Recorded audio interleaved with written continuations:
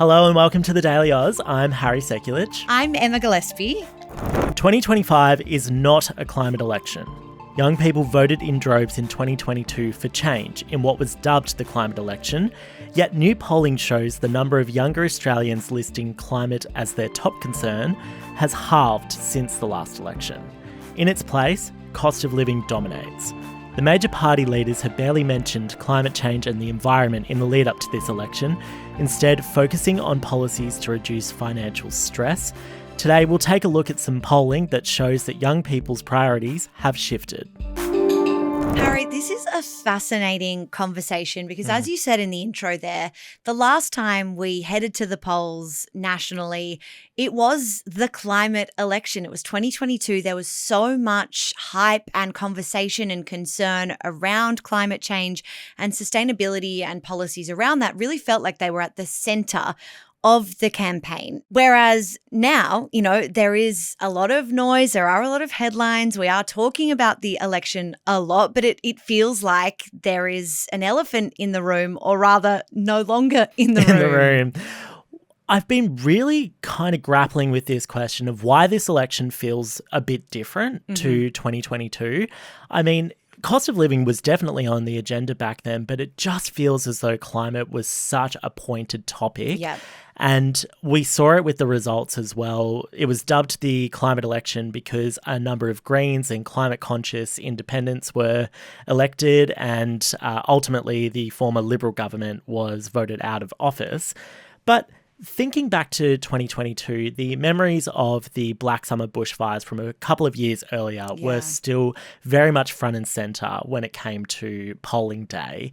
And I don't think any Australian listener or viewer on YouTube needs to be reminded of just how devastating those fires were. Yeah. It was 34 people died as a result. Thousands of homes were destroyed. Thousands of animals were killed in these bushfires that just burned right through Australia. Yeah. And I remember politically that the tide felt like it had turned a little bit against the coalition. We had then Prime Minister Scott Morrison famously visiting Hawaii at that time. And he also had a pretty famous moment relating to that trip where he was coming back to Australia from Hawaii when the bushfires were tearing through the country. And there was a comment that he made about not holding a hose that he didn't quite seem able to shake off for the next few years. And people definitely remembered that going into the 2022 election. And I think it's worth remembering that it wasn't necessarily Labor that was the beneficiary of this greater concern of climate change and climate policy. It was the Greens. It was these climate-conscious independents that saw massive swings against the Liberal Party at the last election. And I think it's also just worth noting Labor actually had a swing against it. A smaller one, smaller one. Still managed to get over the line in the end to form government, but did have a slight swing against it. Okay, so obviously a lot has changed since then. We know that, climate change is not a crisis that has been resolved in the last 3 years. 2024 was the hottest year on record. Yeah. We're constantly, seeing the kind of global impacts of natural disasters caused by climate change. But the issue in terms of policy and political conversation has quietened significantly heading into this election. Why have we experienced that shift? The best way to describe the mood shift was actually put to me by this pollster, Jim Reid, who said that there's been a bit of a trade-off of priorities at this election. So cost of living has dominated politics in Australia for the last few years. I don't think I need to remind anyone of that. Yep. A lot of people are feeling it in different ways. So it manifests itself in housing, in rent, in grocery prices, in energy bills. And those are the top concerns for voters heading into this election. And so I mentioned Jim Reid there, who is the founder of the polling company Resolve, who the Daily Aus commissioned to do a bit of polling to get a bit of a sense of what younger people are feeling going into this election. So this was specifically surveying people who are 18 to 34 years old and finding out what they really care about in this election. And so when they were asked what they care about and given a list of options, overwhelmingly the top responses were cost of living and all those related concerns like house prices and renting and jobs and wages. So these young respondents were asked, heading into an election year, what are your top priority areas? What are you most concerned about? And the majority said cost of living. But then additionally, the other kind of highest ranking issues were related to cost of living. They're all sort of linked in some way. It all relates to a rising cost of something. And when it came to those who listed climate change, it actually ranked 9th out of the sweep of concerns. So the top 5 were dominated by cost of living, and climate change came in at around the same level as education and tax for people aged 18 to 34. Okay, so the 9th biggest priority area, or the 9th most pressing issue going into an election. How does that stack up compared to figures ahead of the 2022 election? Has that priority slipped? There's actually now hard evidence that climate change has slipped as a priority for younger voters in particular. And one of the questions that Resolve also asked people aged 18 to 34 was what they would nominate as their single top priority, so they can only choose one thing when they're heading into the election. Now, in 2022, when they asked this same question to the same cohort, 16% of young people chose climate change. For this election, that's nearly halved to 9%. Wow. So that's a significant drop-off. And overwhelmingly, when asked to nominate one single concern, 59% said cost of living. So the cohort of young people who say that climate change is the single most pressing issue for them has halved between the 2022 and 2025 federal elections. Yep, and that's this exact same polling company, same methodology, same targeted group of people, so that's 18 to 34-year-olds, a representative sample right across Australia. It's really fascinating because I suppose it speaks to the feeling anecdotally that we kind of had about maybe this fatigue or this different discourse in the run-up to the 2025 election.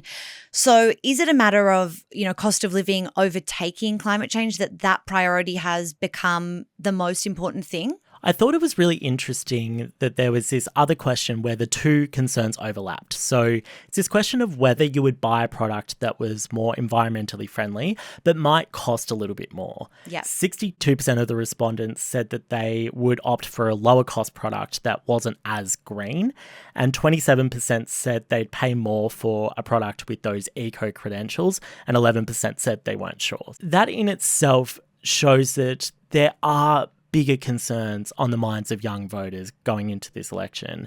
And while climate change is still a worry, and Jim Reid pointed this out to me, that's the founder of this polling company, he said that young people are still very worried about climate change. It's just that when you consider the whole array of priorities, cost of living just dominates now in a way that we haven't seen for a very long time. And with this particular question around, paying more for something that is more environmentally friendly, the finding isn't that 62% of young people don't care about their products being environmentally friendly. It's more that the finding suggests that eco credentials are too expensive. Hello, Billy here from TDA. We have just looked at our YouTube analytics and 95% of you who are watching our videos aren't subscribing. If you want to help independent media like us grow, the best way you can do that is by pressing subscribe. Thank you so much, and back to the video. Yeah, and also that when it just comes to their weekly budgets, they have other things to consider.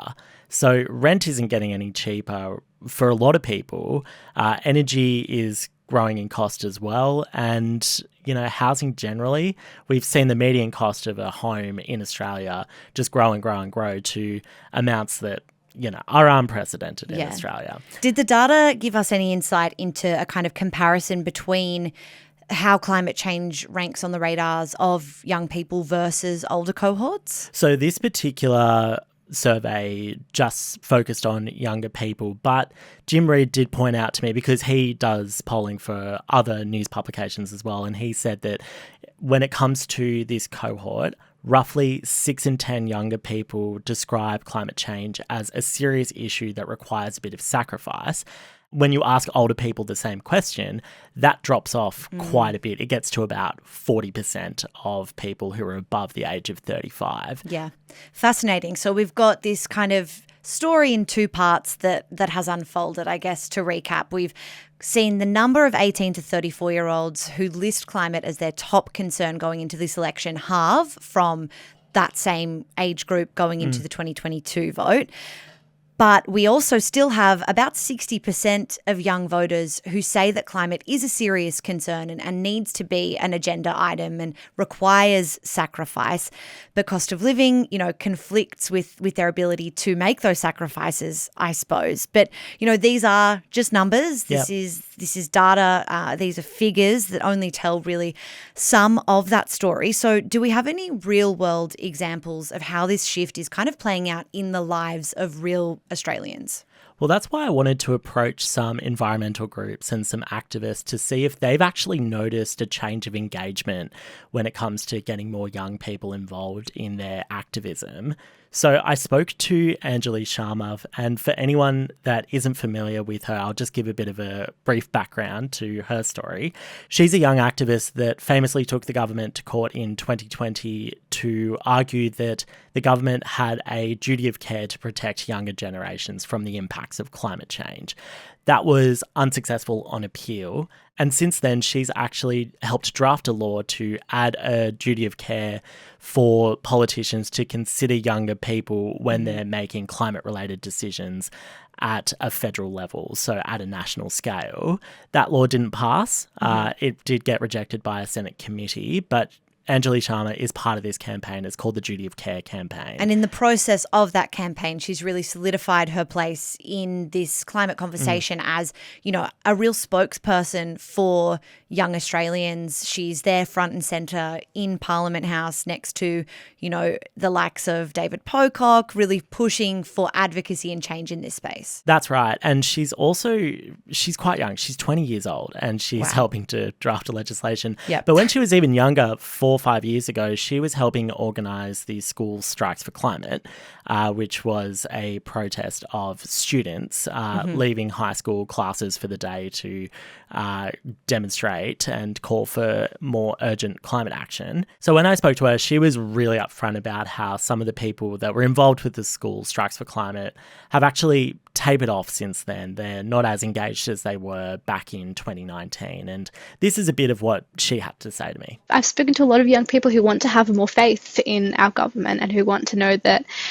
their voices and their perspectives are actually heard and are respected beyond tokenistic advisory groups. I have a lot of friends from that time in 2019 when we organised school strikes together who are no longer doing anything remotely political because of that reason, and who do want to switch back on but don't see a point, and it's disappointing.